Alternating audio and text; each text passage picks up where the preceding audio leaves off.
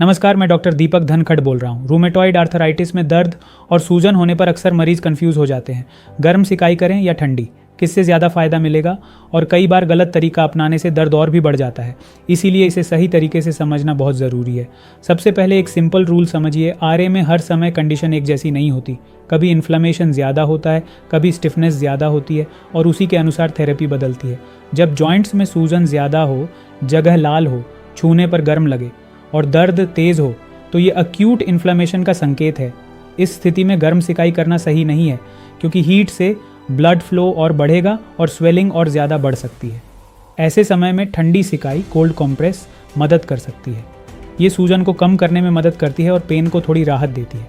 अब दूसरी स्थिति, जब सूजन ज़्यादा नहीं है लेकिन स्टिफनेस और जकड़न ज़्यादा है। सुबह उठते समय जॉइंट्स टाइट लगते हैं, तो इस समय गर्म सिकाई बहुत बेनिफिशियल होती है। हीट से मसल्स रिलैक्स होती हैं, ब्लड सर्कुलेशन इंप्रूव होता है और जॉइंट्स की मूवमेंट आसान हो जाती है।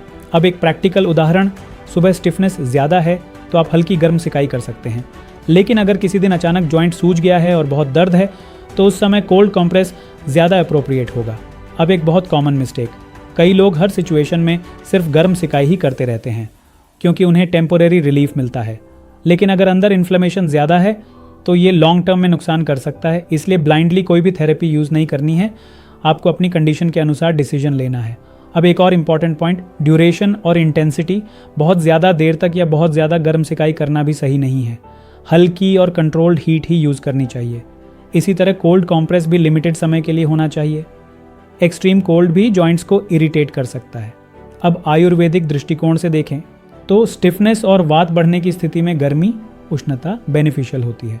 लेकिन जब सूजन और आम ज़्यादा हो तो पहले उसे शांत करना ज़रूरी होता है और उसके बाद ही हीट थेरेपी उपयोग करनी चाहिए।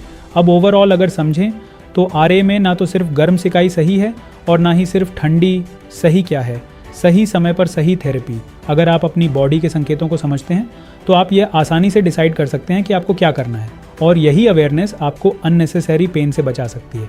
अब अगले भाग में हम बात करेंगे आरए में कौन कौन से ब्लड टेस्ट को नियमित रूप से मॉनिटर करना चाहिए, कैसे समझें कि डिजीज़ कंट्रोल में है या नहीं, क्योंकि सही मॉनिटरिंग ही लॉन्ग टर्म कंट्रोल की कुंजी है। धन्यवाद। The award for most profound Ayurveda practitioner in Delhi goes to Dr. Deepak Dhankar.